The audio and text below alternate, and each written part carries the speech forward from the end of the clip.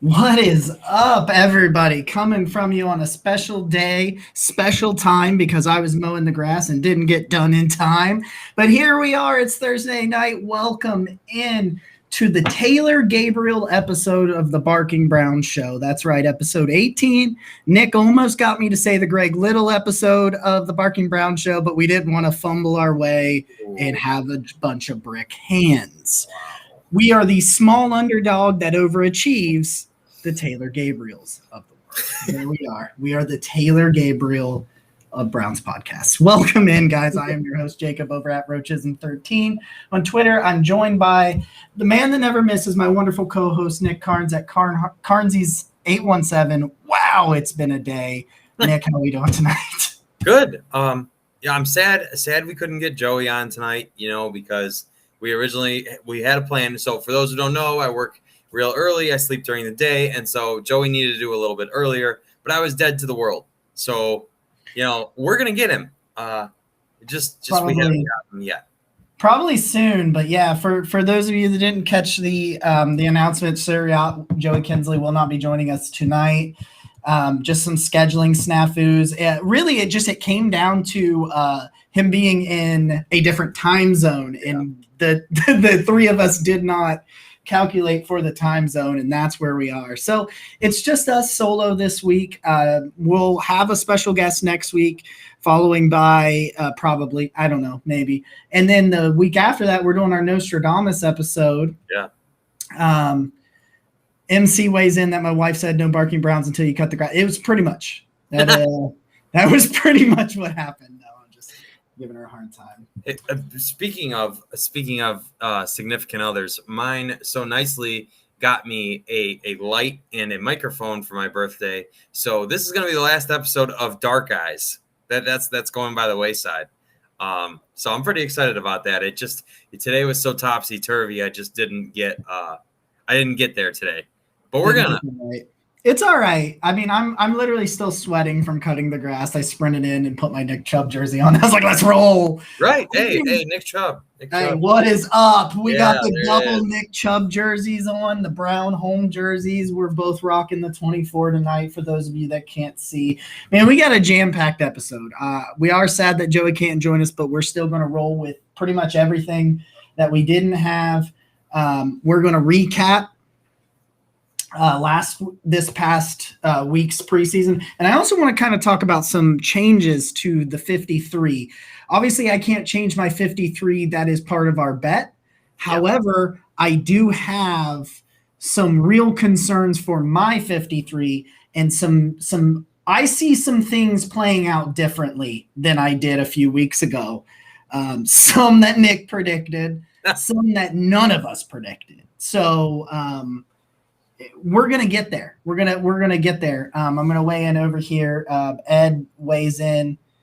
You're never alone. Your fans are here. We bark together. Love you, Ed. Love you guys. I love this. The full Chubb. That is right. Hi, Ashley. I'm not sure if you've joined us before, but I'm a big Ashley fan, and so that's exciting to have her. Ashley is the one the other day that made me.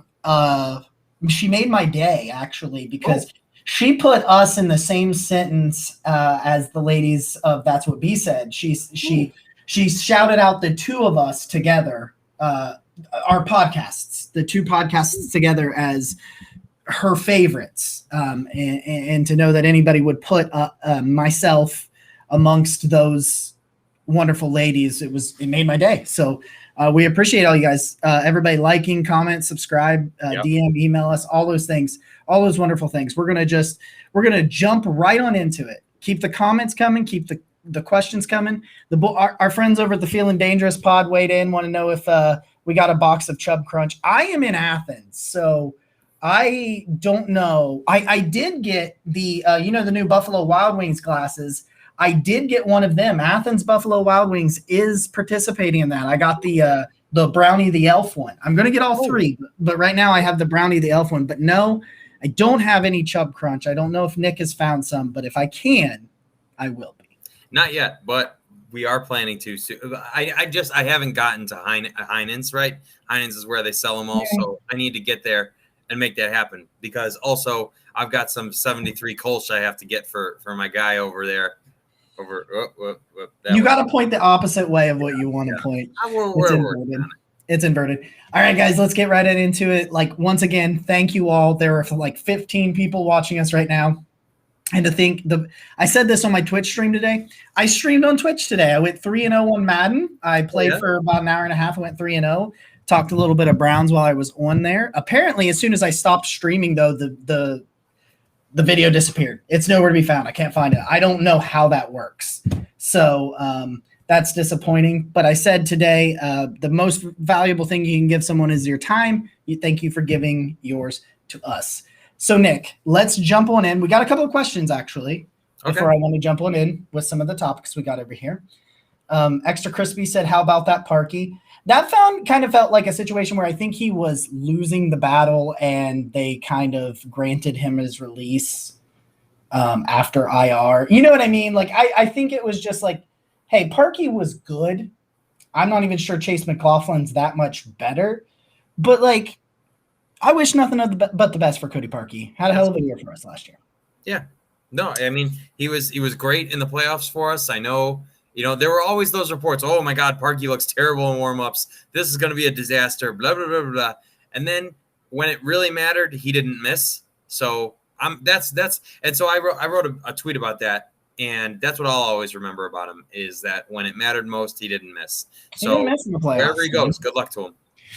I made a joke right now when I was playing Madden earlier. I said, there's only one thing more nervous than a Cody Parkey kick. It's me controlling a Cody Parkey kick. And that was mean to Cody Parkey, but totally indicative on my subpar kicking skills on Madden. That was really what I was going for. Extra Crispy asks, do you think the Davion Davis suspension was calculated? Actually, it's really weird because that's stemming from a 2009 arrest that just never – I'm sorry, 2019, yeah, because COVID shut down the courts. So it felt kind of weird, but it almost felt like Andrew Berry was, I made a joke that I think Andrew Berry had something to do with this. It's terrible for Davion because it hurts his chance of making a roster somewhere, but it's good for the Browns in terms of their odds of potentially keeping him on the practice squad. He looks like he belongs. He looks like it 100%. All right, man. Where do we want to go? Where do you want to start? You want to start offense? You want to start defense? We're gonna look back at the Giants game. You probably haven't seen this because you were out cutting the grass, but I was listening to the Kevin Stefanski show on the way out here. Okay, I heard about that. Yes, I have not. I heard that had happened. Yeah, and he said that in rookie minicamp, Malik McDowell played exclusively defensive end just because of their position numbers. I'm not sure how that makes sense, but that's what he said. So he said that in rookie minicamp that based on the guys that maybe on the guys that they wanted to bring in and how they wanted to split everything up, I don't know. But he said that they weren't allowed to bring in a ton of people for rookie camp this year. There was, I think, if you remember correctly, they had their rookies, their undrafted free agents, and like 2 tryout players. There's normally like 50 players, and they only had like 20. Got it.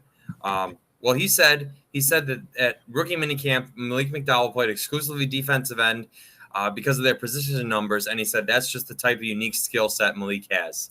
And that had me. I was interested. So that's where we're starting. Okay, we're gonna start with a good place to start. Dan clarified, and he said, no, us picking him up knowing he was going to get suspended. Actually, yes, because Kevin Stefanski alluded to he did know that was going to happen. So, yes, that aspect of it, they're 10 steps ahead of all of us. And when we think we know how far ahead of us they are, they're more. So we're going to start with Malik McDowell. Way back on episode 6, we talked to Sam Penix, who is now with Browns Digest at Sports Illustrated. He's also a data analyst at PFF. and contributor to Dog Pound Daily. He was a contributor to Dog Pound Daily at the time. I'm not sure if he's still with Dog Pound Daily now because of the Sports Illustrated thing, but either way, he works with Pete Smith and the boys over there now. And I told you guys then, I asked Sam a crazy question. I said, could you see a scenario where the Browns kept 6 defensive tackles and 4 edge? For me, I think it's always been 10. I think it's 10 offensive linemen, 9 to 10 offensive linemen and 10 defensive linemen. I think every prediction I've made was 10 and 10. Mm-hmm. I think that's where I've kind of gone with both of those sides of the ball, that aspect of it. I asked him, is there a way that Malik McDowell forces his way on to become the 6th? And he said, yeah, I think absolutely so. And I keep hearing this from Stephen Thomas on the shows, on his show and the post game and all stuff. He keeps referring to Malik Jackson. I like the way he does this, as edge 4.5, because Malik Jackson is a defensive tackle, but he's also an edge. He keeps saying so now you have 4.5 edge. So if you only keep 4 edge guys, you kind of have 4.5 because Malik Jackson can slide in there and then you can put someone else in there. Well, that becomes a whole new ball game. If you keep 5, let's say it's 5 D tackles and let's say it's 9 defensive linemen, 5 D tackles, 4 edge players, and 2 of them are McDowell and Jackson, you've essentially got 5 and 6. So you've essentially got six guys that can play edge, 5 that can play tackle. You got 6 and 6 because Clowney can play inside. Yeah. And they've talked about playing. So all of a sudden you got 9 guys total, but 6 can play inside, 6 can play outside, even 7 if you want to put Miles in. All I'm saying is, what do we keep preaching with Andrew Berry in this team, right? Versatility. Yeah. And that's rearing their heads. Stefanski just said it. This is his skill set. Did you hear? I listened to a little bit of press conferences yesterday. Did you hear Joel Bitonio yesterday? No, just a little bit, not nearly enough. So they asked Joel about facing McDowell in practice, and he said, "Well, I haven't faced him a ton in practice." And then this is where the math kind of threw me for a loop. He said, "But Jack Conklin was a teammate of his at Michigan State, and he just says that this guy is rare. Conklin went on and on about the skill set being just dominating skill set at Michigan. Go look at that Michigan State team. Like, he was the only guy on that defensive line. And it was never his ability. It was always his head. That's what we said on this show. If his head is right, man. You know what? Sam Penix put out like a video clips of McDowell at Michigan State, and I was watching him play defensive end, and I'm like, man, this guy is way too big to be playing deep. Like, I mean, and that's a good thing, right? Yeah. That is a mismatch. It's a nightmare. Very rare. And Stefanski said some other stuff too that I couldn't accurately quote, so I didn't put out. But he talked about like the rare combination of skills and size that he has, and just he referenced just the fact that Malik's just bigger than everyone else, and it's true. So yes, I know we're just starting out with the defense here, like the shining star of the Giants game, but 91.7. That guy hasn't played in 5 years. I know. And so for that to be his first game, his debut, I don't care who it's against, for you to be able to come out there and be the Browns' best defender when you haven't played a game in that long, I think speaks to just what his potential is. You're not going to find a guy with those skill sets. You're just not. We've said this a million times. You just said it again. I mean, you're not going to find it. And someone said, well, we got to keep some perspective. We got to stay calm. It's third stringers. Okay. So if it's so easy, then why aren't any of the other D tackles dominating? Yeah. Oh man. Speaking of that, Andrew Billings, man, oh boy. I'm sorry, it was 4.5 years, so it was 2017. 2017 was the draft he came out. Yeah, not 5. I apologize. Correct myself. Not to go from like high to low or anything, but Andrew Billings is having a rough time out there. Yeah, I mean, that's where we're going to now. That ties right into it. I mean, Andrew Billings only sat out a year. If you're wanting to tell me that I can't build McDowell up and tear him back down, well, then let's turn it on the other guys. Mm-hmm. Tommy Togiai has no idea how to rush the passer. Oh, boy. I love Tommy Togiai. Go back and listen to this show. I love Tommy Togiai.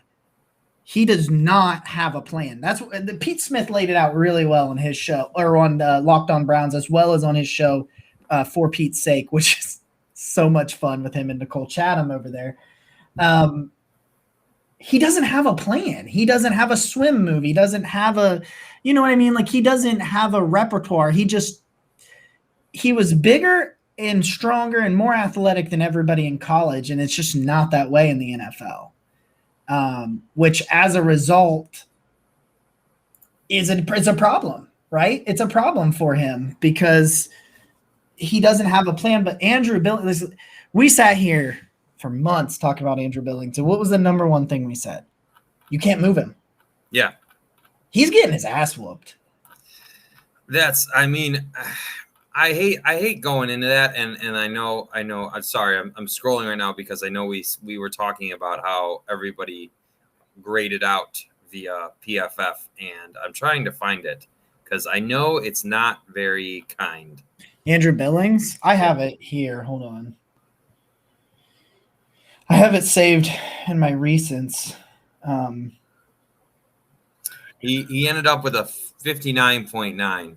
59.9, yeah. Yeah.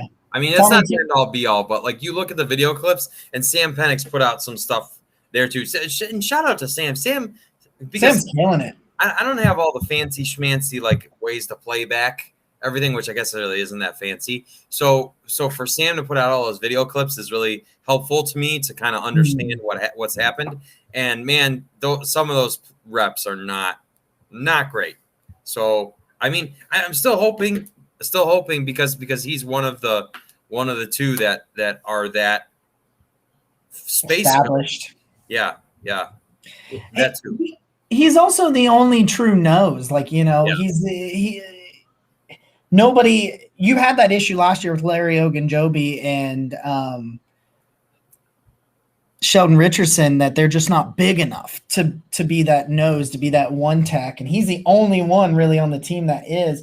I mean, we talk about Togiai, he graded out at a 46.9. I mean, it's just 91.7.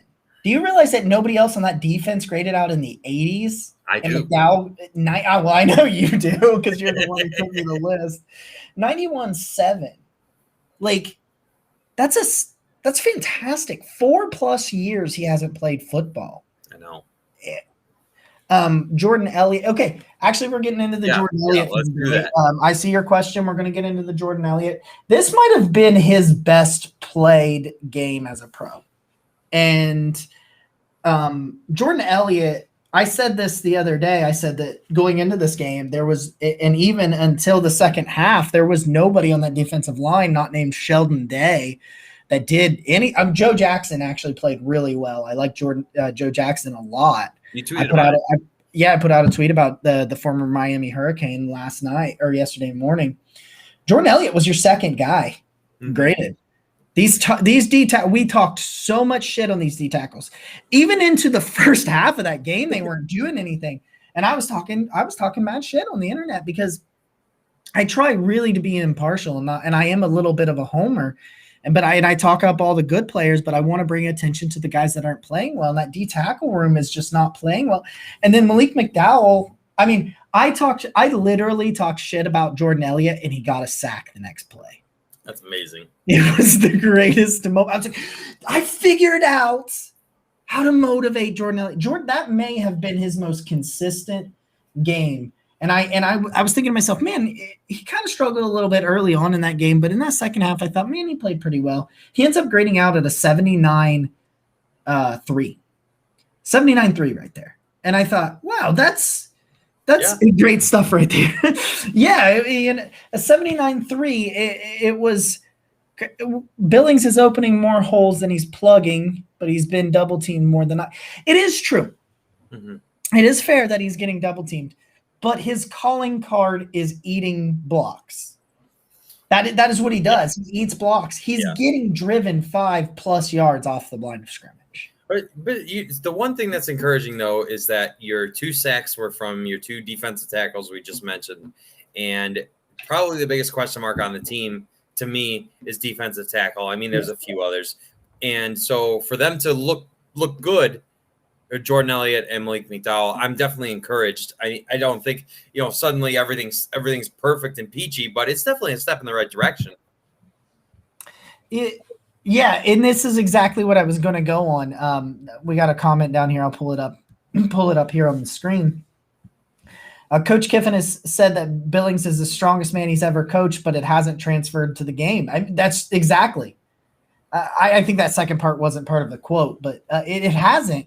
Now I talked to my dad about that. I said that's the problem. His strength and his size are his calling cards, and he just doesn't look. He is allegedly the strongest guy on the field, right? Like Kiffin says he's the strongest guy he's ever coached. I don't know if you've seen the numbers on what his max like squat, deadlift, and bench are, but they are just stupid numbers. I don't see it. And I'm a Billings guy, man, and I'm as Browns homer as it can be. And I know we've kind of taken ourselves onto the bad part of the show, but I thought me and you talked about this. Malik Jackson, Andrew Billings, the only guys who were locks. Right now, the 2 locks for me are Malik Jackson and Sheldon Day. I mean, I know that it's crazy to say that. Sheldon Day, I see him. Yeah. I see him. You keep seeing him. You're like, oh, hey, there's Sheldon Day. You know what? And I say that, and then we get the comment, I hope Sheldon Day and McDowell are on the 53. I didn't know this, and so I wanted to bring this up to you, but I was listening. The Stefanski show is so good with Zagura, and I didn't even know that was a thing. Like I saw you talk about it today. I'm very upset that I didn't know it was a thing. It's on at 7. And so I caught a little piece of it, but they were talking about Sheldon Day, and I guess he played in the Super Bowl and played well for Joe Woods. I didn't know this was a thing. San Francisco, yeah. Mm-hmm. Yeah. I didn't even know that was a thing. Or I'm sorry, not San Francisco, Denver. Denver, sorry. I knew it. Yeah. So, but my point is, I mean, this guy, he's played, and they said he played well. I don't know, right? Because obviously I didn't even know he's been around. Him and Damian Square were the same thing. They were the veteran insurance if these young guys didn't turn out, and they're not turning out. So, and that's why you bring in so many options. That's why you signed 27 defensive tackles. That's the thing. That's Andrew Berry's thing, right? Since he got here, it's offensive line, defensive line, offensive line, defensive line, and he just keeps on churning through these guys, and I'm so glad, right? Because Cincinnati does not get it. They don't get it, and so good luck to them with that whole thing. And you know what? Honestly, it seems like the Browns are embarrassingly rich at offensive line. I know we're kind of jumping around here, but for Andrew Berry to just focus on the inside like he has, I think even though there's question marks at defensive tackle, I think when it all shakes out, we'll have at least solid play from them. That's my feeling right now. I think 1, 2, and 3. I think if you keep even Malik Jackson, Sheldon Day, right there, that's 1 and 2. I think are solid play. I think Malik Jackson's more of a pass rusher. Sheldon Day is kind of an in-betweener. Mm-hmm. Okay, right now, I talked about my 53 man prior to this. Marvin Wilson, I don't think Marvin Wilson. I was very high on Marvin Wilson. I just don't see Marvin Wilson making the roster anymore. I'm sure my uncle is going to give me crap because of how excited I was about Marvin Wilson, but and then potentially be wrong. The proof is in the pudding. And you know what? I gotta say, in his defense, I got to go to 3 camps this year, and he was always gimping. Like from the first time we saw him to the second 2 times that I got to see him, he's been gimping. That knee is definitely not right, and he's just gutting it out. So kudos to him. I hope he's a practice squad guy. Well, make the team. Eventually, maybe that's a situation where you give him, you Curtis Weaver him, and you potentially try to sneak him through waivers, and you put him on IR or the practice squad, and you let him get right, and you let him get back to Marvin Wilson 2 years ago was a freak. And I just thought maybe we could get that. It looks like I was potentially wrong on that one. Right now, my defensive line is 9. I'm sorry, it's 10. It's 10. 10. My defensive line is 10, and I have it right here, right now, my change on 826, and then we'll have you get it. And I'm actually going to write this down when this little – no, I don't have a pen. I was gonna write it down for our headliner purposes so that I could say exactly when I said it. I just want to say while you're looking through that, there is also a chance, because I think AJ Green's going to make the team this year. I think he's a lock. And they paid him a bunch of money, as an undrafted free agent. He spent a year on the practice squad. He played some, I believe, and so there's a chance that some of these guys that they did with undrafted free agents or whatever could hang out on the practice squad for a year, and then all of a sudden the next year you see them and they're like, wow, those guys look like they can contribute, because it definitely seems like AJ Green is following that path. He's leaps and bounds where he was last year. Yeah. So, all right, here right now, my defensive line for my 53. It starts like this. Okay. Malik Jackson, Jordan Elliott, Sheldon Day, Tommy Togiai, Malik McDowell. I'm no longer set on Andrew Billings. Well, you know what? No, that's not. No, I don't like that. Let's try this again. Right now, if you were to tell me what is your defensive line on the final 53, I'm going with Malik Jackson, Andrew Billings, Sheldon Day, Jordan Elliott, and Malik McDowell. And then on the outside, I'm going with Miles and Clowney, Tack, Porter Gustin, and Joe Jackson. Curtis Weaver's my dude. Marvin Wilson's my dude. They're gone.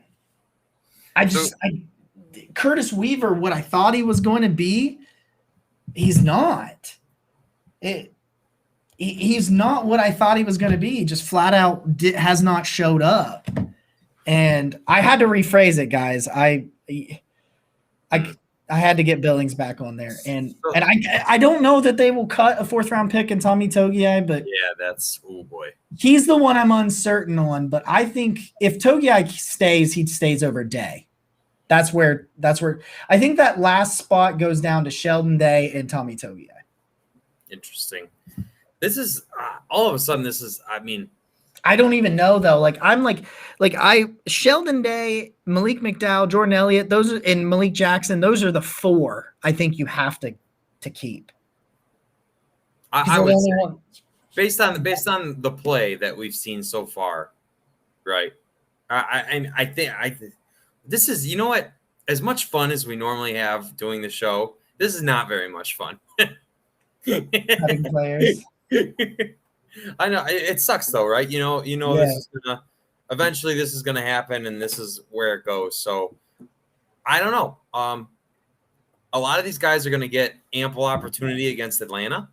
So Can I see McDowell against the starters, please? He said, Kevin Stefanski said that he is looking forward to him getting an opportunity to show more against Atlanta. So okay, I'm not sure if he's going to play against starters, depending on what Atlanta does.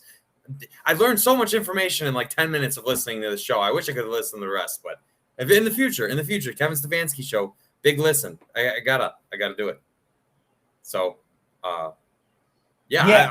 I'm excited about that because there's a lot, man. There are so many questions at this. I'm just realizing I haven't really dug into this deeply until I talked to you, and of course, you know what happens with you. But wow, this is, oh boy. Can you imagine cutting a 4th-round pick? I don't know. I know that's the hardest thing is like, to me, I try to remember where they are, like how you got them, but it's like, I don't see how you keep Togiai over McDowell, because now McDowell's got to do something again this weekend. Yeah. And Togiai basically has to not again. But if you go out there and you have two great games from top, let's say McDowell finishes in the 70s and Togiai gets better and finishes even in the 50s. I just don't know how you, as an analytical driven front office, looks me in the eye and says, well, he's the better football player. Because I understand you're talking long term here, but McDowell long term, if that's what he's giving you right now, think about when he's actually back into the swing of things. I know, because he's only 25. That's what I was going to say. He's 25. What's Togiai? 21, 22? He's somewhere in there. Sounds so right. You're only looking at what, 3? I get it. He's not expensive in Togiai, but like neither is McDowell. I don't know. I'm just saying. Yeah. 1 year of success from McDowell with all of his off-field stuff, you can re-sign him for cheap. Like if he goes out there and he's a Pro Bowler, you're paying him what, $5-6 million probably. You're not. I love Tommy Togiai. I'm not trying to get Togiai out. But as of right now, he is not one of the 4 or 5 best defensive tackles on that team. I'm not sure where it's going to go, but it's definitely – so, you know what? That leads into something that we had talked about. Can we talk about something nice now? That was mean. I don't like that. Well, something nice that we talked about. I think Jacob and I are going to do a little live react to the first half of the preseason game, next preseason game, I think. Yeah. Are we doing that? Yeah. So we are going to have a live stream watch party. Yeah. First half of our Sunday night football matchup against Atlanta. So we won't be live tweeting this weekend, but we will be live on Twitter, going blow for blow. You know. Oh, I will be live tweeting. He'll be live tweeting. Okay. I just meant I would be on the screen. Yeah. I'll be doing the whole. Ooh, Andy Lytle. Hello. Andy slides in here with the exact right thing. Togiai or Marvin Wilson will end up on IR with a mysterious injury. You can book. I'll put money on that statement. 100%. Andy sliding in there. 100% book it, because Marvin Wilson, like Nick even said, Marvin Wilson's looked a little hobbled up at times. You could probably convince somebody to think that he is injured. If you can sneak Togiai, that is exactly where he needs. Togiai needs development. You can just see it. He doesn't have a plan of attack. He doesn't know how to rush passers when they're superior. He's no longer the superior athlete. He's a strong, very strong player. He's not a superior athlete anymore. He needs to learn how to win with technique, not just raw ability. I really wish it was better. I've got some more positives for you. Okay. We're up to 7 Patreons. 7 Patreons. My little brother Nick is patron number 7. Wow. Welcome on to the ride, my friend. Just a reminder, our Patreon over at patreon.com /Barking Brown Show. Like, Andy, okay, listen, I was trying. Now he's making fun of me. He said, also, Nick, call Jacob. It's urgent. I did. I tweeted at Nick. I was trying everything to wake him up so that we were potentially going to go a little bit earlier tonight so that Sir Yacht could join us. As a result, I couldn't wake up Nick. I tried everything. I'm sorry. I was dead. And I just tried to wake him up so that we could get Nick on here, or get Joey on here with us, and we weren't able to do that. But yeah, our Patreon, so exclusive access to early access to our special episodes, like we did a preseason preview before the Jags game with Andy's co-host Stephen Thomas from the OBR. You get 48-hour early access to that. I write recap articles after the games talking about some of the guys that I think played well. You get exclusive access to that. We do a weekly newsletter as well as a private group chat, and we have an exclusive giveaway, which our first one will be next week. Yes, and potentially a shirt of some sort that we will be giving away. So we are up to your brother Nick, Ryan, Roger, Jessica, Andy, MC Lawrence, and Ed in Columbus. What a group that is. What a group. So shout out to all of you wonderful people that have been here with us. And I see, yes, I'm goodbye. Goodbye, Beard. For those who can't see me, Beard is goodbye. Not I sure. wasn't prepped for this either. So like he jumped on the screen all baby face and I was like, whoa. And I didn't mean that like as an insult. No. I get it. I didn't expect. Yeah, it was. I think so. The last time that I shaved was right before I went to Columbus, which was when we did our 53-man roster. So that was like early July, right? And here we are at the end of August. So yeah, it's been a fat minute. But I just want to say to everyone, to all 7 of our patrons so far, thank you to everyone, and we are only going to continue to bring you more fun things. Like our live streaming of the game. Yes, like the live streaming of the game. That's going to be super fun. Well, we're not streaming the game. We're watching the game. But we're going to talk to everybody, and I think that'll be cool. The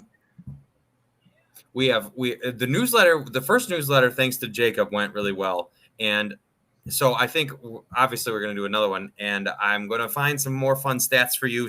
There's been some good quotes this week too. Yeah, good solid week in the news. We're going to move to some of the things we did like. We don't love the defensive tackle room outside of McDowell, Sheldon Day, maybe Malik Jackson. We haven't really got to see. Disappointed in Curtis Weaver. I like Joe Jackson a lot. I'm apparently trying to lead the one-man crusade for him to stay around. I did some more digging into him at college with his 23 career sacks with the Miami Hurricanes. Mm-hmm. He came out a year early, which seemed suspicious. That could have had something to do with his low draft stock. Fun thing? Fun thing. Tax back. I am a huge Tack McKinley fan. We all know this. I love Tack McKinley. He is back. I'm super stoked that he is back. It changes this. I was going to say, outside of the defensive tackle room, when we go with the edge rusher, I don't know that anybody else. Joe Jackson's made some flashes. I saw like 2 good reps from Curtis Weaver this past weekend.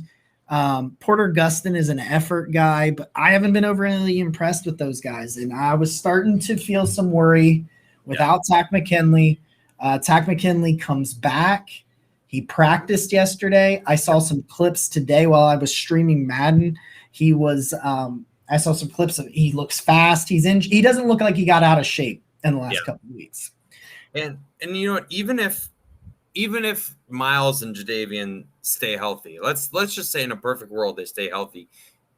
Myles Garrett specifically has played so many snaps, right? And so at the end of the games, a lot of times he's gassed because so much is asked of him. There needs to be someone on the team that can take some of those reps and give these guys a breather. And so I think Tack, especially, and you know what, who is a good player in his own right, I think, can at least help keep our guys fresh, because that's something we have not had here basically ever. I cannot think of any time in the time I've been a Browns fan. So basically I'm 31 now, just turned 31. So basically since I was like 10 in the 21 years, I can't think of the time the Browns ever went 3 defensive ends deep. I can't really tell you a lot of times where they went 2. Yeah, well, so for Tack to be back, and ideally they could go 3 defensive ends deep at least. Maybe Malik McDowell play some defensive end. I don't know. I mean, it's the fancy set, right? So maybe play some defensive tackle. I don't know. Right. Ooh. John weighs in, says, which will other aspects of our defense have cover up the lack of talent at D tackle? Yeah. This is one thing, a disclaimer when we talk about the defensive tackle play. Miles and Clowney change that drastically. Yeah. So does Malik Jackson, who is, I think, your number 1 D tackle, that as well. All of that changes. You're not conceivably double teaming Andrew Billings. Like, even Billings gets way better. Like, he's not been overly impressive. And I think Billings probably, I really don't think Billings is off this roster. I think he's in danger where he wasn't previously, but you can and here's a question. Do you send more pressure up the middle? Yes, you do. Think about it though. If you've got free flowing linebackers behind him, you can blitz JOK. you cannot double team Andrew Billings and you cannot double team anyone else when Clowney. You can't double team anybody. I don't conceivably think that you can double team people when when Clowney and Miles and Malik Jackson are all on the field at the same time. And if you think you're going to get away with a double team, you blitz JOK. You bring in Tack and you do this NASCAR package, which I see in the comments as well. I think of this package of like Miles and Clowney next to each other, Malik Jackson, and then Tack on the other side. Right there, that's covering up the other defensive tackle play because you're putting Clowney as one of the defensive tackles and you're bringing in your number one guy, which you haven't seen yet. We're going to move on from me being doom and gloom guy because it's not the end of the world. No. But right now I am worried about that. That's just where I stand is I'm a little worried, but McDowell, it's just like the depth issue at safety. And then we see, Lookout play well. He didn't play as well this last game, but he still played better than I expected to him. I thought he was fine. He was fine. Another interception. So some positives is that JOK played a lot against Jacksonville, and then he only played, I think, 14 snaps against New York, which speaks to the fact that they're like, okay, this guy's our starter. Right, so they definitely. Well, and now he's got stitches in his head. Yeah, well, there is that. But that's the most bizarre. I was like, they're like, "Oh, JOK's out today. He's got stitches in his head. It was a lifting." And I was like, "This team, there's so little drama that I got blown away when somebody got stitches in his head." Now, guys, I think the defensive. I think also, can you take pressure off the defensive tackle? Better linebacker play, and DBs that can cover. Yeah. It's going to be fine. It is. It's going to be fine. But that's just where I stand. I came out with a few more questions out of the Giants game than I did the Jags game, but also finally seeing McDowell. I mean, that really got me excited. Yeah. Greg Newsome seemed to have played well in both games. Newsome is good. I think Newsome is fine. I think Newsome is the number 2 corner. I think he's firmly taken that place. From Greedy Williams, and I'm not even getting into the Greedy injuries because I think Greedy's fine from everything I've heard. Denzel's back. Anthony Schwartz is back. Yeah. They say Grant Delpit is trending in the right direction. I don't know. I think everything is setting up exactly where it wants. And you know a guy we need to talk about? We need to talk about Javonte Moffitt a little bit. Ooh. I think Javonte Moffitt makes this team as the 5th safety. Wow. I originally gave you a roster that had 6 corners and 4 safeties. I now believe that it'll be 5 and 5. And I believe take off MJ Stewart, okay, who just has not been around because of injury. Sure. And replace him with Javonte Moffitt. So get your 10 DBs, Denzel Ward, Troy Hill, Greedy Williams, Greg Newsome, AJ Green, John Johnson, Grant Delpit, Ronnie Harrison, Richard LeCount, Javonte Moffitt. I think that's your defensive backfield. What do you think about you? How do you think? I don't think Javonte Moffitt's great. Like he's firmly 5. He's firmly the 5th safety. Like he's not playing for Grant Delpit or beating out Richard LeCount. I think he's fine. But what do you feel about that defensive backfield? So I think, especially with Grant Delpit still working back, it's probably wise to have more options there. Just because, I mean, obviously he's had struggles all camp, and he's still working back from one of the worst injuries you can have. So it makes a lot of sense to me, and I think so. If your corners are then Ward, Newsome, Greedy, Troy Hill. Trying to think, Troy Hill and then AJ Green, right? Yeah. That's your 5. That's my 5, yeah. I always forget Troy Hill exists. I have no idea why. Because you don't really it was water, yes. It was not vodka. And Jacob's down in the dumps. We gotta pick him up tonight. Chugging vodka. Yeah. Troy Hill's one of those guys because he's just so consistent. I mean, other than consistently not being able to land punches. He's just such a consistent pro, you kind of forget he's there, and he's more of your nickel guy. But okay, hold on. I think here. Okay, What's more likely to happen against KC? The defense figuring it out. I think it just depends. Like the more complex, like I think they'll struggle a little bit in some of their zone coverages. But you saw this so far in the preseason where they've run more man-to-man. Expect to see more simple concepts in KC. I think they'll be successful, but it'll be more simplified defense. Go ahead. I'm sorry. Looking ahead to them, I think the offense is probably going to have to score like 42, somewhere in there. That's my general thought, and they can. Yeah. They totally can. I think the offense. Why should the offense do anything but hit the ground running? And I think that's why, like, as you'll see right now, we're 45 minutes into this conversation, and it's all focused on the defense. Yeah. You want to hear a wild stat? Hit me. This is listening to Locked On Browns with Jeff Lloyd the other day. He had John Costco, the lead analyst over at PFF. He said if you take out the quarterbacks, because Case Keenum greatly struggled in this game, and Kyle Lauletta was all right. If you take out the quarterbacks in the 2 preseason games, the Browns offense is the 4th highest graded unit in this preseason.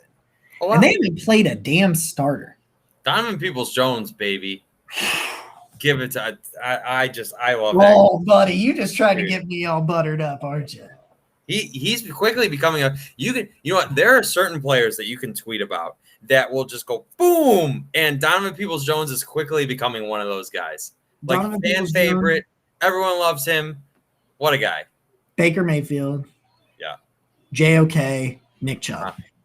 I think those are Myles Garrett. You tweet about those 5 and you're gonna get a lot of feedback. Hey, Mike in the 330's in here. Hey, buddy, how you doing? Oh, I'm big Mike fan. Mike, is he? Yeah, he's right here. Right here. See? Oh, so I'm dumb. Hi. He does. It's a different name for his YouTube channel, but he's sliding in there. Mike was laying down some facts in the TJ Watt post today. I talked to our good friend Jim, who was on our Steelers preview episode a couple of weeks ago. Oh, okay. And he said there's actually been some, if you go back, he actually posted it on there's actually is some discord going on with the TJ Watt situation. Because I guess he skipped his exit interview. Really? Like at the end of the season after their playoff loss, he just deuced out of town, I guess. Okay. I know. Okay. I'm biased. I'm a homer and I hate the Steelers. I understand that. But in any other situation, when a player is effectively – I understand he's at camp, he's participating in individual drills, but can you imagine if any other – contact? Sure. If Myles Garrett was – because they're kind of in a near similar – if Myles Garrett had come to camp and he just wasn't participating in team drills like that, are you really going to tell me that there would be nothing about that on ESPN? Nothing. No local anything. No. Well, the Browns are finally good, and now their players don't want to play. I mean, like, I'm messing my hair up thinking about it because I just, it just, there is such a bias towards them. They're just like, it's going to be fine. The Steelers player, TJ Watt, da da da da. I mean, so I looked it up. They've been in camp for a month. So it has been a month that TJ Watt has not done any team drills. And granted, he's there. I get it. He's there. But nobody's talking about it. I think your best defender having this dispute with the team for a month now, and like you said, skipping the exit interview, I think it's noteworthy. I'm getting upset. Talking about it because it's such a bias. I know the Steelers have been good for so long, but this is definitely an issue. I would say, how can you look at this and not say it's at least a small issue? I don't think you can. And our friend Jim, who helped us preview the Steelers a couple of weeks ago, he has a problem with it. And he said there is a faction of Steelers Twitter that has an issue with it. And it was really interesting to hear because he goes, you guys might not be hearing it. He said, but there is a lot of local buzz, which is what we would have. It would be our local buzz especially. But yeah, I mean, I don't know. I told him this. I said, of course I'm biased, but that rubs me the wrong way. Like the no exit interview, it really rubs me the wrong way. I'm going to jump back up here to Mac's question from a little bit ago. He said, if Grant Delpit is out another year, I don't think he'll be out the whole year, but for sakes of the argument, if he's out another year, can you see Richard LeCount? I can. I can see him as the third safety. We talked about this in his draft day. We talked about this last week after how well he played. He's the perfect third safety to play center field. So if you've got all these guys manned up and he is the single high safety and he can decide which half he needs to go to, he makes the right decision more often than not. And I think he has tremendous ball skills. Like he finds the ball. That the ball just found him in that second interception. You know what I mean? Like, yeah. But he was there and he made the play, and it happens to be like, okay, there's Richard LeCount making a play on the ball. Like, so yeah, I think Richard LeCount is fine as a third safety. I wouldn't be crazy of starting him right now, but this is a great comment here. Communication will be key, and JJ3 is perfect for that. Did you hear the JJ3 comment about communication the other day? Yeah. He doesn't wear a mouthpiece. Yeah, he goes, I don't wear a mouthpiece because I talk too much. And I was like, that's fantastic. Yeah. I was like, I didn't think I could like this guy more. He's great. Okay.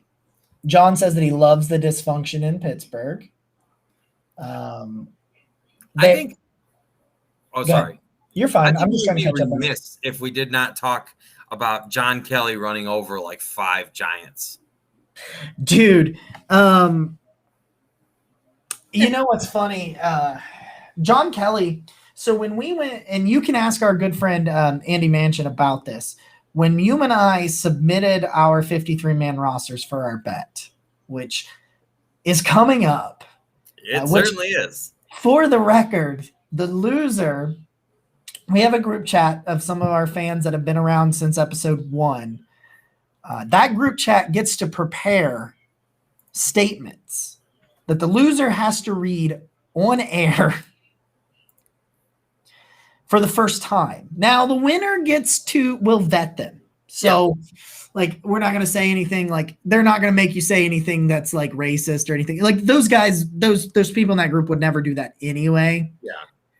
But we're going to have to read it. I imagine I'm going to have to say something about, like, Ben Roethlisberger. Like, I really feel like that's where this is going. So, and then of course we have our side bet that the loser, if Kadero Hodge makes it, doesn't make it, I have to say something really nice about the Steelers, vice versa for Nick. We just blew up on the comments, so let's slide back through there. As you go through, I think I'm going to have to say something nice about the Steelers because Kadero Hodge looks very much the part.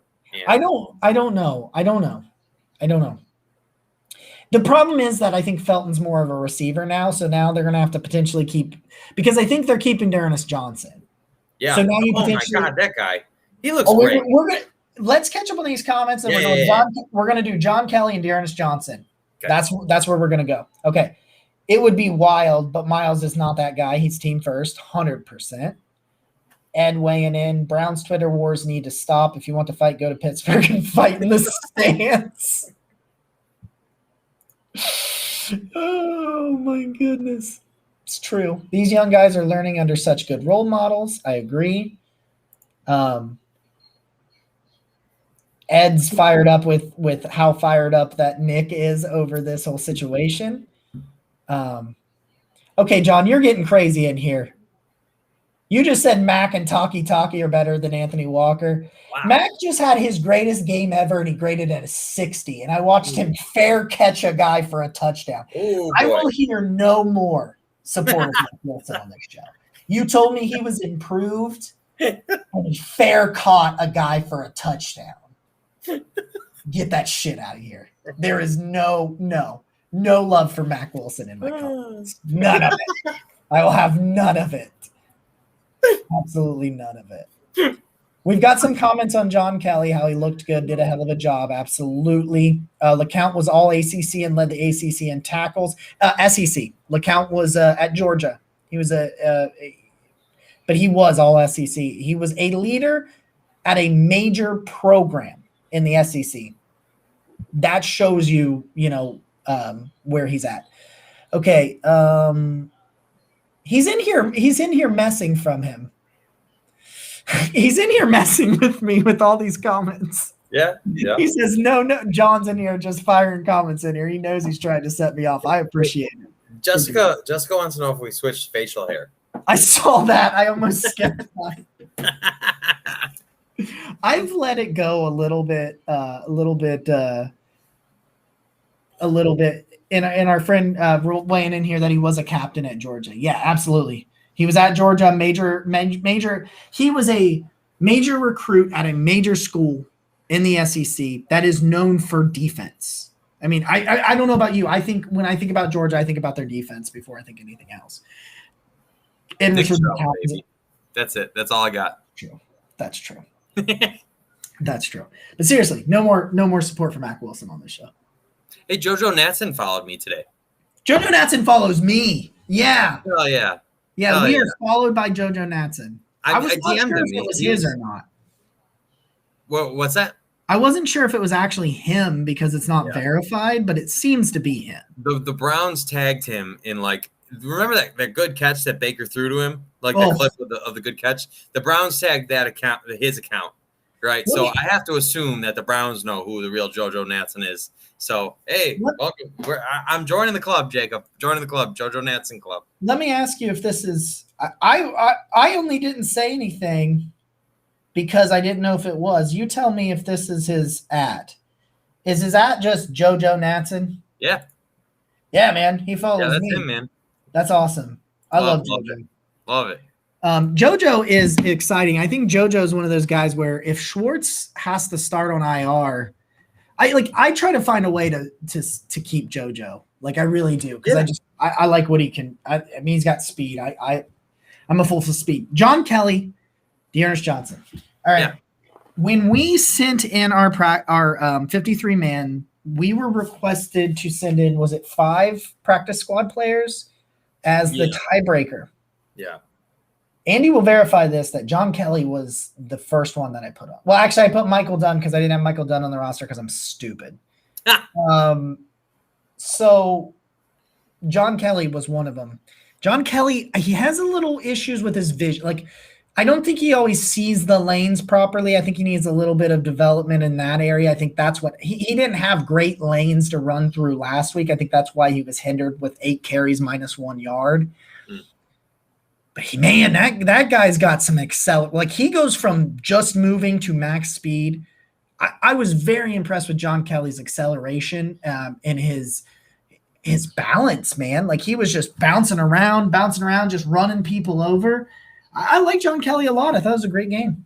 That was a very reminiscent run of the one that Nick Chubb had against the Ravens, where he just left a wake of defenders behind him, laying on the ground. That's just what it reminded me of, man. That's the one that Earl Thomas lost his helmet on. Yeah. You know what? I'd like to take this moment to personally apologize to Dearness Johnson for doubting him and not having him on my 53-man roster because that was stupid. Yeah, me too. Oh, my God. He just – you know what? He's just good. He's just solid. You watch him. He's all the time. He's breaking tackles. He reminds me of Nick Chubb in what he does. And I just – wow. I'd call him Nick Chubb light. Yeah, I would call him Nick Chubb light. I would definitely I'm struggling. I can't talk because Dearness Johnson he's a great running back, and he is a hell of a luxury to have on the Browns team. Question about the practice squad rules. Teams you can protect a certain amount of your practice squatters, but there is one day a week that you can't. So there is a day of the week that anybody on the practice squad can get poached. So that is something I learned. So that's how we lost Garrett Gilbert last year. See, Garrett Gilbert was on the practice squad, but on I think it's either Monday or Tuesday, everybody is vulnerable. And then on Wednesday, you can protect them because the Browns had protected Garrett Gilbert so he couldn't get signed over and over. And then the Cowboys went and grabbed him on the one day that he was capable of doing that. Got it. But John Kelly, Dearness Johnson, he literally looked me in the eye and he said, "Fuck you." Dearness Johnson, I'm sorry, man. The same thing I did with Chris Hubbard. I doubted Chris Hubbard. Last year, we needed Chris Hubbard. I doubted Chris Hubbard again this year. Well, I kind of didn't. I just said he would get traded to be a starter somewhere, and they would free up his salary. Sure. Dearness Johnson, he's a better runner than Felton is right now. Felton does more. But Dearness Johnson is like if Kareem Hunt goes down, I want Demetric Felton to take his role. If Nick Chubb goes down, well, I mean Kareem Hunt's there, but you get what I'm saying. Demetric Felton is good to be that scat, that Kareem Hunt role. Yeah. But I'd rather have Dearness Johnson than Demetric Felton take Chubb's role. That's what I meant. I'm not saying leapfrogging Kareem Hunt, but what a start. You know what? He last year, it was like in the middle of the season, he posted like a biography or basically a story of his journey to the NFL. And I ended up watching the whole thing. It's like a half an hour. It's a really great story, because he played in the XFL and wasn't sure if he was going to get another chance in the NFL and all that stuff. And all the guy's done since is maximize his opportunities. So I'm really dumb. And Dearness Johnson is a good football player. And I'm excited for him to continue being a Cleveland Brown. Jessica, no, but we haven't talked about Johnny Stanton, but that's actually where I'm going with this. Let's do it. And then Crazy Dog down here wants to know about Stanton as well. Let's talk about Johnny Stanton. First things first, if we're talking about purely fullback, Johnny Stanton is not better than Andy Janovich. So if you're telling me to keep him over Andy Janovich as a fullback, no, I don't think so. However, I am really coming around to this tight end 4 H-back role for Johnny Stanton. Yeah, sure. It becomes interesting. Could you keep Johnny Stanton and Andy Janovich? I don't think so, because that seems like a lot. But if you're putting focus on Johnny Stanton being – I don't know that it – if Johnny Stanton is playing fullback and tight end, it does make a roster slot, I think, to keep Felton and Kadero Hodge. I'm worried that that's what happens to Kadero Hodge's role, is that Felton is more focused on receiver right now, just because I think that's where it seems to be in his development, and also seems to be his need, right? Yeah. And so it seems as though if you could get Johnny Stanton to be that H-back, because your fourth tight end blocks and maybe gets 5 targets during the year.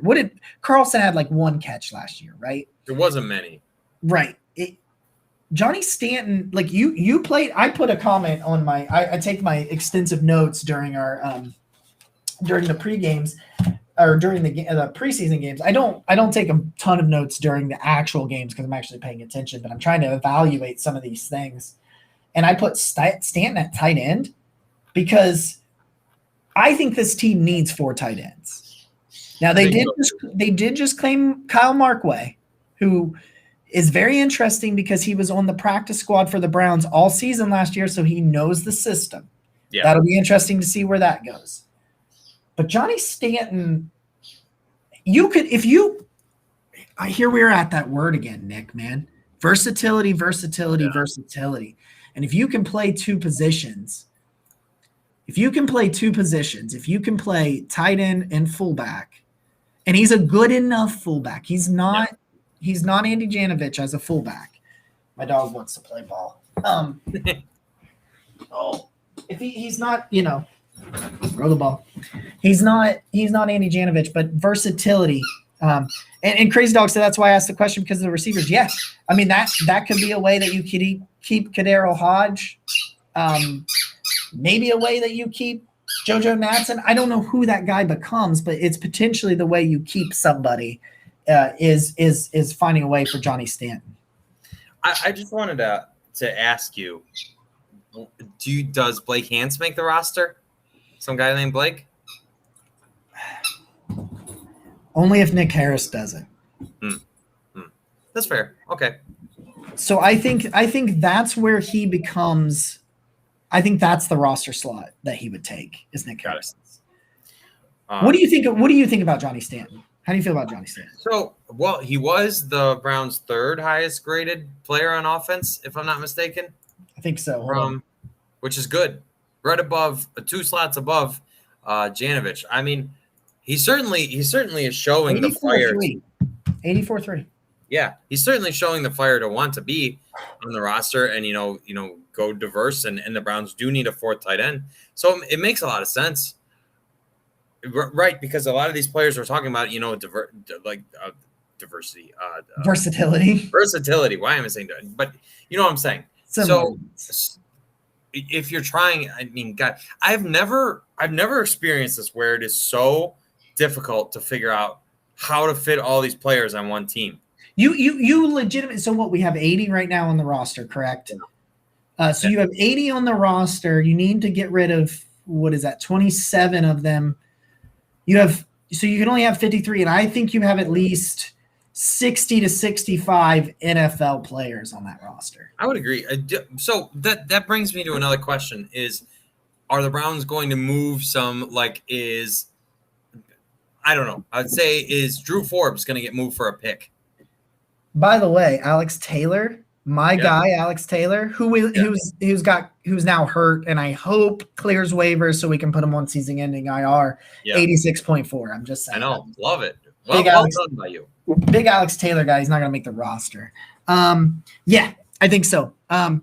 Interesting thing that I got reminded of from Pete Smith today: we traded David Blau for a 7th-round pick. Yeah, I remember that. Why can't we trade Kyle Laletta for a pick? If he plays really well again, I think you're looking at. I think you could get something for Drew Forbes and Blake Hance. That's where I think you're at. I think you could trade both Drew Forbes and Blake Hance, and I think you could get conditional day 3 picks. I'm gonna cry if Blake Hance is gone. I'm crying. I can't find a roster slot. So I've got the top 5 for him, right? Okay, so you got your top 5. Michael Dunn's the 6th lineman, I think, at this point. I think he's number 6 on that roster. Obviously, he's dealing with a little bit of an injury right now. Michael Dunn, Chris Hubbard. James Hudson's just flat out not ready. We have to keep Chris Hubbard.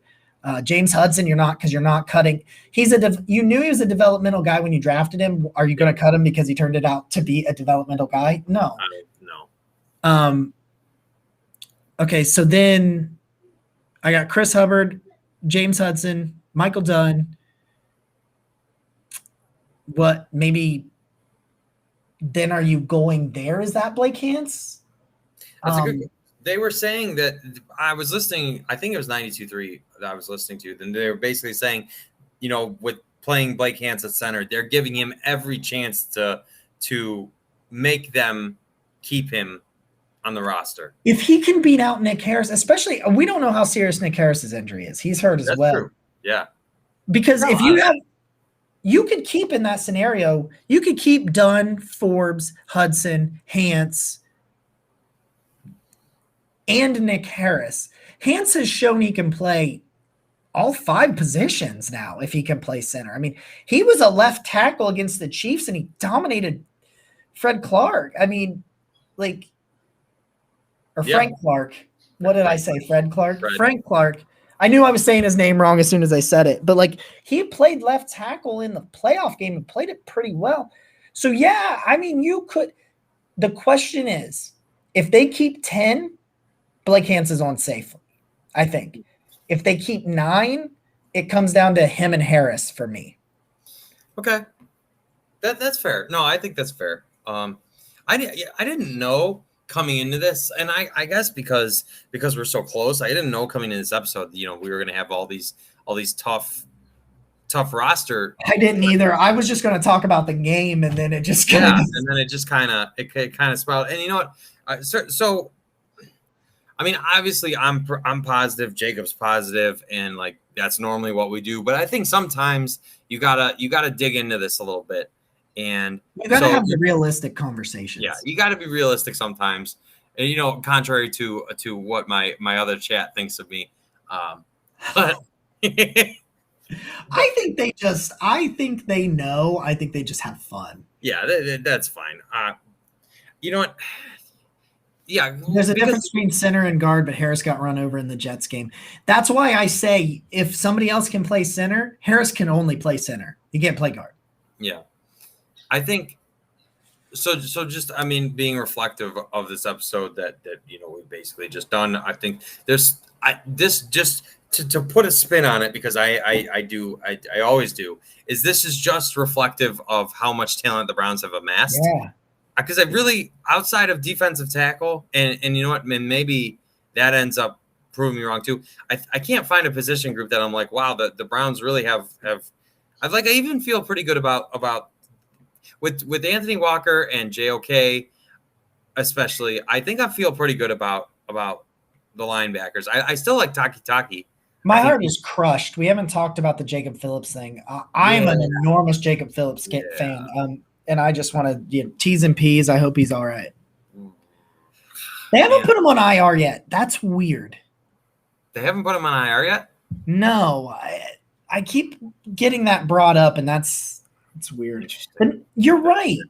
Like, we're having real conversations about depth people. Yeah. Depth. 26th of August. That's really, I mean, I think Donovan Peoples-Jones is headed into quite a stratosphere. I really do.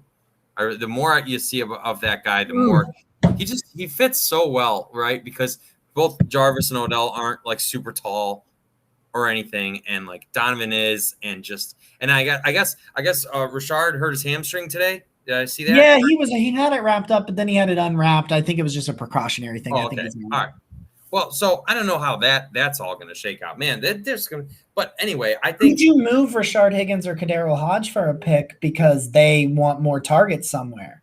Yeah, I mean, I'm not saying I want that, but if Rashard was like, "Hey, I took less money again. I'm going to be wide." He thought he was going to be wide receiver 3. He's wide receiver 4 at best now because DPJ has taken over that spot. Isn't it funny how every camp, like in the Freddie Kitchens camp, in the first Kevin Stefanski camp, and now in this camp, Rashard Higgins gets buried on the roster. And it's not his fault. Well, it was. And then by midseason, there he is, being Rashard Higgins again.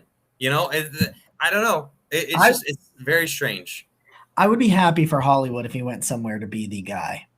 I don't think he's a number 1. I think he's a number 2.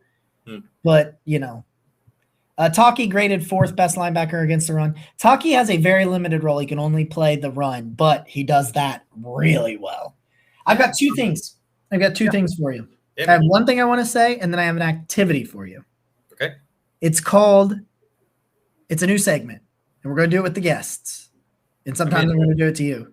It's called Name That Random Obscure Browns Player from the Past. Okay.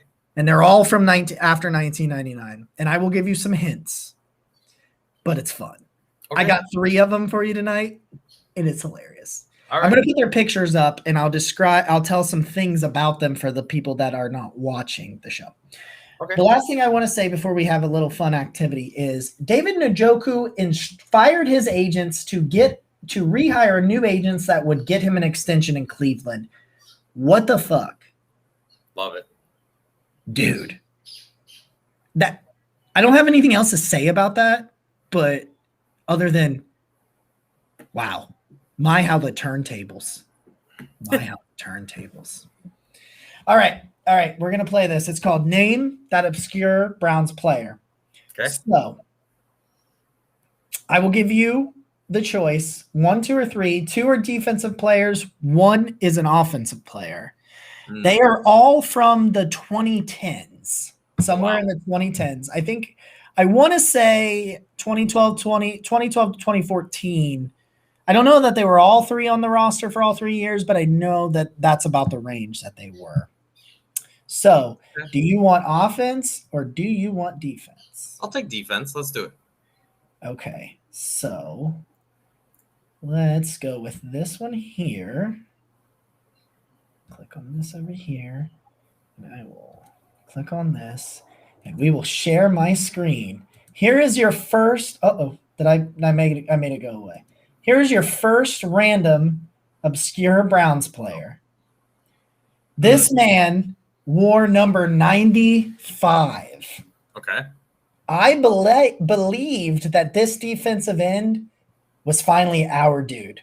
We had finally found our J.J. Watt. We had finally found, our Myles Garrett of the era, so to speak.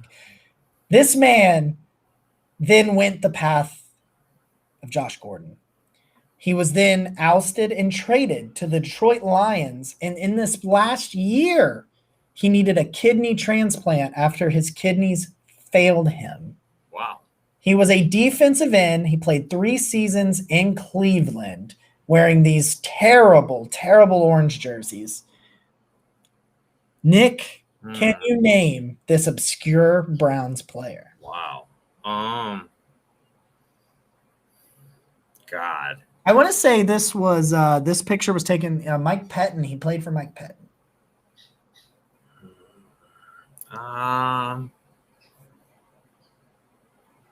The only name that came to me, and I know it's incorrect. The only name that came to me is Cameron Wembley. I'm like, that's not Cameron Wembley. This is Armani Bryant. Armani Bryant.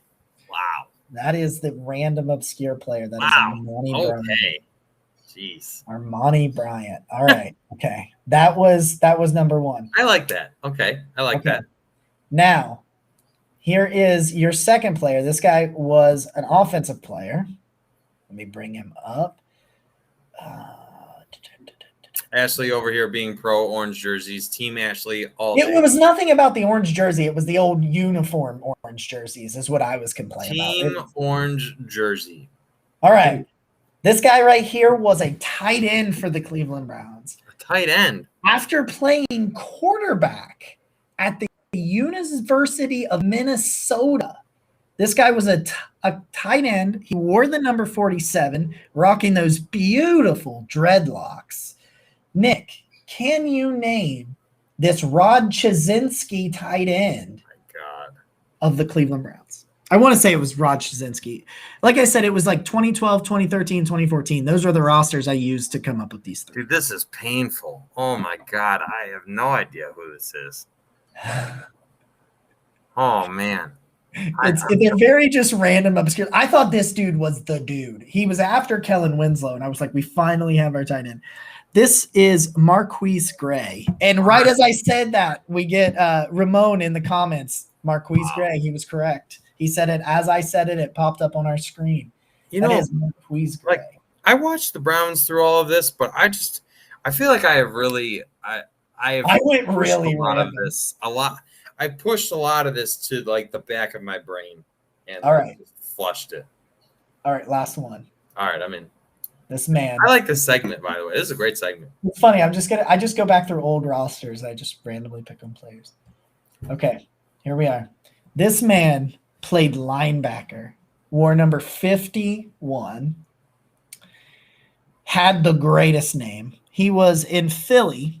I believe it was Philly for the 4 years prior to the final 2 years of his career that he played in Cleveland as a linebacker. I want to say he was either Mangini or Mike Pettin was his head coach. Can you name this obscure Browns player, number 51, former linebacker for the Cleveland Browns? Well, I know that's not Paul Kruger, so that's sad. No, Paul Kruger was 99 and had a glorious beard. Can you name this player? Wow. He's a phenomenal name. For those listening on the podcast, you can't see me right now, but I am in pain. He's in pain. This is wow. I'm also giving like very obscure. So the podcast listeners might not enjoy this segment as much because I'm not giving great. It's a pretty cool. I think it's fun though. This good hints. This. Yeah, I don't. Is the great Chris Gokong. Chris Gokong. Wow. That is right. Those are your 3 random obscure Browns players of the past. Wow. For the week. I will be back next week with 2 more. I love that. I can't wait to do more of those segments. I was going to do it with you and Joey and see if either of you guys could play. I think you might have, if you had Joey's help, and it's not because I think Joey knows more than you. I think you guys could have bounced ideas off of each other. Sure. And then come to the conclusion. Like if Joey did it to us, I think us together. Yeah, we probably could. I would have gotten Armani Bryant because Armani Bryant was my dude. Like I would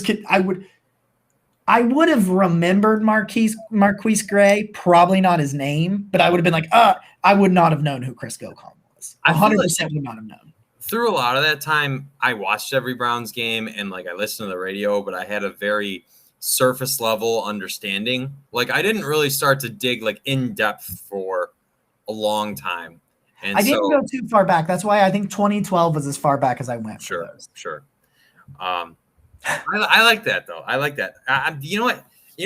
Sometimes you got to have these shows, and so I'm still really glad we got to talk about it because it helped me, articulate my thoughts. So I'm hoping, by the next game we can come back and we can be like, look at all these guys. Malik McDowell has made the roster. Donovan Peoples-Jones played 0 because he's going to be great. No JOK. I'm really, it's going to be really fun to see all these battles that happen because this is it. This is it. We're getting some love for the obscure Browns player comments over here. I'm glad you guys like that because I told the guys before we had the scheduling snafu with Joey today, I was like, I'm working on something because I was off work today. Yeah. And I was like, I'm working on something today. And I'm going to get it figured out. And I was working on it really hard and I came up with, I'm just going to get 3 pictures of some random Browns players. Like I was going to make it since 2010, 2019. Eventually I might have to go further into the past, but yeah. It'll be fun. I was going to throw one in there that wasn't obscure. I was going to throw Deshaun Kaiser in there and just throw him up there and just see what everybody said. And everybody, oh. So I just want to say to everyone, we referenced briefly, we've got 7 Patreons now. We're trying to make that, super worth your time. Like we're going to do a shirt giveaway. We're at 167 subscribers on YouTube. At 225, we're doing a shirt giveaway for that. I definitely failed this week in promoting the show enough, so I'm going to be better about that. It was one of the most viewed shows in the last month or so. It did well despite my failure in that. So thank you for all the likes, the comments, the subscribes, because we did gain some. The 5-star reviews really help. All that stuff, all the feedback helps. So and we've had a lot of fun in our new patron group chat. That's if there's one place Jacob and I spend a lot of time on, it's Twitter. So if you want to be a part of that, please. If we have 7 so far, we can't wait to see where it goes. We're talking about new things we can add, all kinds of ideas that we have floating around. So we're going to keep bringing all the stuff we already have. The newsletter's fun. I had a lot of fun putting together stats and quotes, and Jacob is writing articles and streamed today. There's lots of cool stuff going on. So thank you to everyone because I would say, I don't have an official counter, but I would say this show definitely blew away our comments all time, our comment record for doing a live show. And this is on Thursday, which isn't even during our normal time. So that's really impressive. So, wow. So thank you everyone for being here. I mean, granted, it's like just having giving us the time to listen, any time of the week is great. But the fact that all of you joined us live, I would say this has definitely been our biggest live audience to date, which is pretty impressive. Certainly our most active audience to date. So thank you everyone for joining. Yeah. And sorry if we didn't get to your comments. And I know that Sam says I've never seen you two on Twitter. That's fine. That's fine because I'm a lot. I was like I apologized to somebody. I was kind of rude to somebody on Twitter today because I disagreed with their opinion. I was kind of having I was in a little bit of a bad mood and I kind of I didn't mean to be disrespectful, but I did use a phrase that I don't love. And I said, well, that's a lazy take. And I can see how that rubs some people the wrong way. And I apologized to him and let him know, I apologize. I shouldn't have acted like that. We had a disagreement about some things on Twitter, but Brown's Twitter has been a little aggressive lately. I even became a part of it lately. So maybe it's good that you didn't see me on Twitter today. All I Doom and know, gloom there. all I know is Jacob and I have a secret goal for midway through the season that I don't want to reveal because Jacob knows what the goal is. But I think if we hit that goal, which I think if we hit that goal, we should do a fun something. I don't know what we should do. We have a fun. So, but all I know is all of you being here and helping us, especially on a day that we're not even normally here. It's very telling to how we're growing and what we're doing. So thank you to everyone. Yeah. We also are about to hit, and I'll go ahead and Mike says it has been a bit tad toxic. It has, and I was really disappointed in myself for contributing to that today. I was really disappointed. We are about to hit 1,000 podcast listens. The show should hit 1,000 podcast listens. If we do our average listens, what our current average is, this episode will push us over 1,000. Hell yeah. We're about to hit 1,500 on the Twitter view, or I'm sorry, on the YouTube views as well. The Twitter views were really good this week, like 1,700, I think. Yeah, the Twitter view was 1,700. I meant to say YouTube. Did I say Twitter? No, you said YouTube. I'm just talking. Okay. Yeah, and the Twitter ones, they're doing really well. I think it's over 25,000 for the total show numbers. I never dreamed. I'm not trying, I know it sounds a little braggy, but what I'm getting at is you guys have been so awesome to us. I wake up every day and know that somebody wants to talk football with me. Yeah. It's awesome. And that's the dream, man. But we love you guys. We love you so much. Thanks for everything you do. Like, comment, subscribe, hit us up, whatever you want to do. Yeah. We'll figure out when we can get Joey on. We'll get him on soon. And so, and I'm not sure how things are. It's good. This Sunday is going to be an experiment. If like the first half, if that's a hit, if that's something that we may roll right through. Yeah. I don't know. I may just stay awake. In true, just stay awake and go to work. I don't know, but I'm excited. Another way that it's just another thing that we can bring to you because of all your support. So thank you. Yeah. So, Jacob, you got anything? Okay. I think we've covered it. So I'm feeling better now. And so, yeah, see you all on Sunday. Wow. See you Sunday. I'm not sure what time I'm going to get home. Maybe we could go live a little bit before the game. We'll see. I'll talk to you. We'll probably hop on there maybe like 20, 30 minutes, do a little little pregame. I do this every week.